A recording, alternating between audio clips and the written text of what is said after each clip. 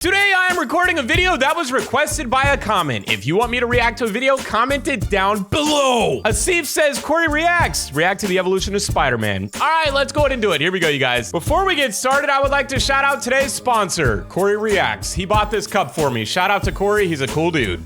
1977, bro. As shocking as it sounds, long before Sam Raimi's 2002 adaptation, there was a Spider-Man, despite the fact that there was a fan film before it. Time out, did that man just hang from that rope like that? How on earth you gotta have the strength of a gorilla to be able to hang from a string that small? Listen, you guys, I used to rock climb. I can still do tons of pull-ups, and I got crazy grip strength. There's no shot. I don't know why I said it like that, but there's no shot. I can squeeze onto that rope and hang like that. Despite the fact that there was it's gotta be hooked to his belt or something, right? The genuine title belongs to Spider-Man from 1977. There are several reasons for its oblivion. The 1977. He looks cross-eyed. Yo, Spider-Man used to have a wide eye set, dude. Was a TV pilot that was turned into a film in which the iconic superhero battles with an evil self-help guru. Yep, this was definitely the 70s. Spider-Man. Yeah. Yeah. was a pilot that only screened. This man said, "Hiya." In foreign theaters. It was unwillingly released on VHS later. As a result, Spidey began with his the double career kick in the most unglamorous way possible. Now, I don't know if that holds somebody down or not, but listen, we're talking about the 70s here, okay? Oh, he stepped on him. That's disrespectful. 1978. Surprisingly, the original Spider-Man TV movie was so popular that it spawned an entire series, and even a film sequel. As a result, episodes from the television... Yo, that dude could have actually got really hurt. An entire series, and even a... Wait, what was he doing? The original Spider-Man TV movie was so popular that it spawned an entire series. Why was he walking around like that? Like, yeah, come here, Spider-Man. And even a film sequel. As a result, dude, that guy could have got destroyed by that. And released outside the U.S. as Spider-Man Strikes Back. Oh, 1978. In this movie, Spider-Man was shown to be more public with his exploits since the previous film, generating more newspaper headlines and attracting so much attention that a sassy reporter called Gail Hoffman decided she wanted to land the inside scoop on Spider-Man himself and into Spider-Blue Man's snap, that's pretty sick. Who's next? Spider-Man 2002. The original we went from 1978, 24-year jump, dude. Spider-Man was a gigantic cinematic undertaking that took 17 long years to come into fruition. Surprisingly, iconic director James Cameron came very close to making his own version of the movie in the 90s. Cameron wrote a 57-page script memo outlining his vision, and Stan Lee, Spidey's co-creator, gave his blessing to the filmmaker. But Carolca Studios' bankruptcy put a stop to those plans. The alterations didn't stop here. Green Goblin was also not the first option for the web-slinger's opponent. No! Original drafts featured Dr. Octopus as the antagonist, but screenwriter David Koepp introduced the Green Goblin when Sony began crafting its version, which director Raimi preferred. Bro.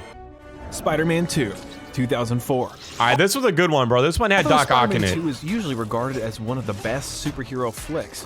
Many fans would be startled by the bizarre elements that went into making it. In the original film, Doc Ock was going to team up with the Green Goblin to take on Spider-Man. However, because the film already had too many moving elements, Sam Raimi decided against it, and he was introduced in Spider-Man 2. Even though Tobey Maguire was set to be replaced by Jake Gyllenhaal due to Tobey's concerns over his back injury sustained during the shooting, he eventually ended up coming back. Get it? And even performed most of the stunts himself. Coming back and then getting ripped apart right here. The most iconic scene of all time. Looking like he's taking a dump right after having 12 tacos from Taco Bell. Extra chalupa chili sauce, bro.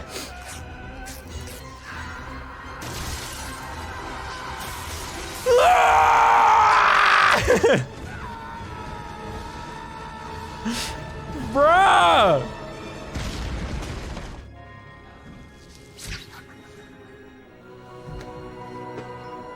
They caught him. They caught him, baby. 2007. The final installment in Raimi's Spider-Man trilogy grossed $890.9 million worldwide, making it the highest-grossing film of the trilogy. But with a budget of $250 million, this was considered to be one of the most expensive A budget of $250 million. A budget of $250 million, bro. And I'm sitting here struggling trying to create my animation every day with Blender, bro. I could $250 million? $250 million, bro! That's a lot of money. Films ever made. However, with the development of revolutionary CGI, the astronomical costs of shooting on location in New York at $1 million per day and extensive reshoots, many industry insiders speculate a final tab of $350 million or more in production costs alone. Additionally, the visual effects needed to depict the Sandman's abilities took 3 years to build, and various sand experiments were carried out to better understand the dynamics of sand. Dude!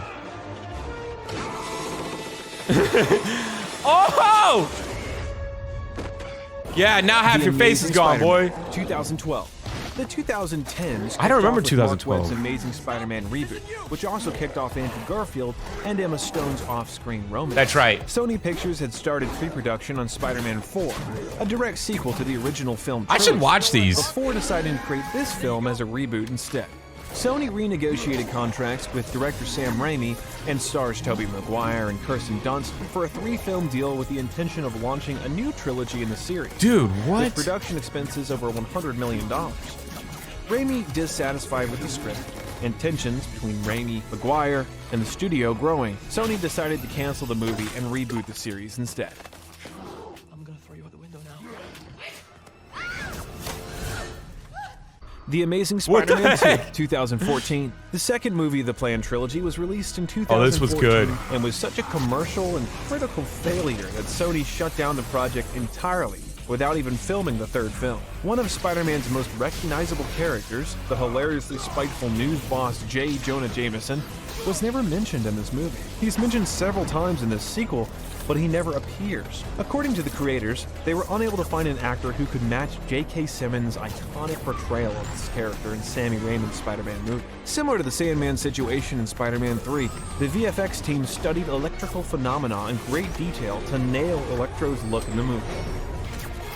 Dude, oh my gosh.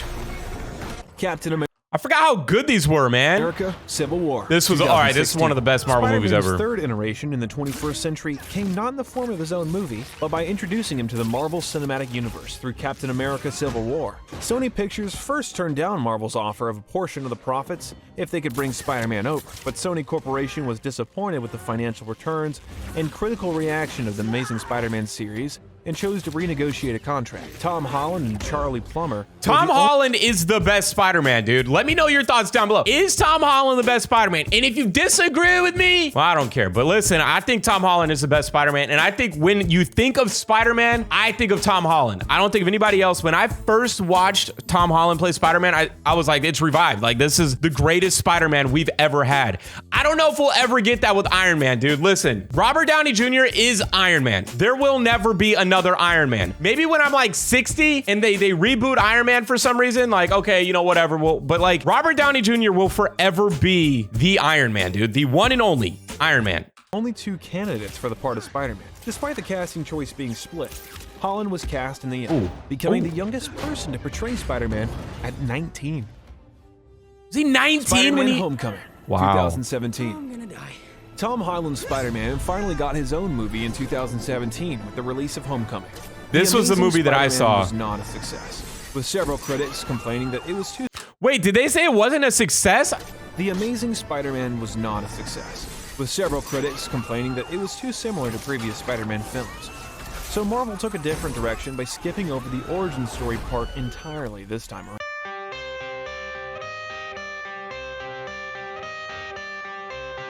Wait, what just happened? Why did the music start playing like that, bro? He was talking, all of a sudden we got this guitar soundtrack. So, The Amazing Spider-Man was not a hit. So whenever they did Spider-Man Homecoming, they said, all right, forget the whole storyline, bro. We're going straight for just action originality here. Skipping over the origin story part entirely this time around. I don't know where the music came from, but we got music right now. Okay.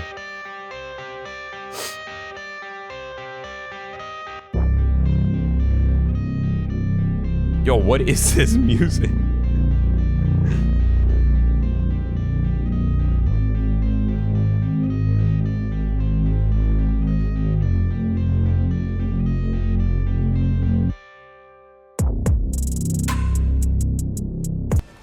Avengers Okay, that Infinity was War. cool. That was sick, bro. I mean, I don't know. That was some cinematic stuff right there, but I like it. 2018. Even though it wasn't a Spider-Man movie, Marvel's most ambitious crossover project converged with Infinity War, and Spider-Man was a huge part of the movie's success. Yes, even though dude. he only had a screen time of 7.5 minutes in the movie. Was it only He 7 exposed too many minutes? secrets in Spider-Man Homecoming. Tom Holland was not allowed to see the script for this film. The movie ended up becoming the 4th movie to gross over $2 billion worldwide, and at the time of release, was the second most expensive $2 billion movie in the worldwide. Marvel Cinematic Universe, and the second most expensive superhero movie of all time.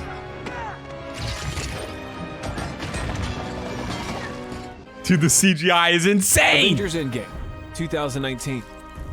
The final installment of Marvel's third phase was also its longest film ever and took the world by storm, becoming the highest grossing movie of all time, collecting more than $2.8 billion in box office sales. $2.8 When it came to billion! the idea of time travel, the writers consulted actual experts on quantum mechanics and time travel. Endgame is said to have cost between $350 to $400 million to make. $400 million for a 2.5 Makes it one hour of the movie. most costly films ever made. A sneak peek of Spider-Man Far From Home was included in the post-credits scene added for the re-release of this film, setting up the stage for what was to come next. Oh my gosh. Spider-Man Far From Home, 2019. This was a good one. Fourth phase started off with the next chapter of Spider-Man's life. 8 months No, after actually, the I don't know if events I've of seen this Avengers one. Endgame. Mysterio was supposed to be one of the villains in Sam Raimi's canceled Spider-Man 4, but the film never saw the light of day. Throughout the film, Jake Gyllenhaal is practically never seen without his full superhero costume. It was suggested to him that he change into something else for various sequels. They cut him off again.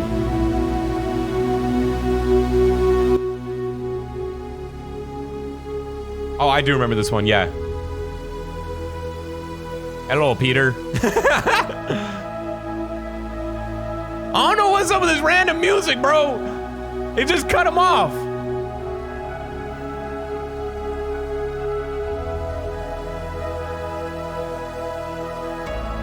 Dude, I want to create something like that in Blender, bro. Something that's mechanical that moves around would be so cool. So, like, super realistic or something. Oof. Not the Hyundai!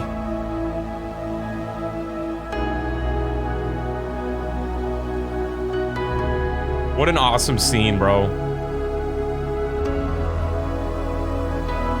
What an awesome scene. All right, there you go, you guys. We watched the evolution of Spider-Man. I hope you enjoyed this video today and consider subscribing. It is your boy, Corey. And as always, guys, I love y'all. Thank you so much for watching these videos, okay? For real, thank you for all the support and everything. You guys are amazing. So have an amazing day, you guys. Bye-bye.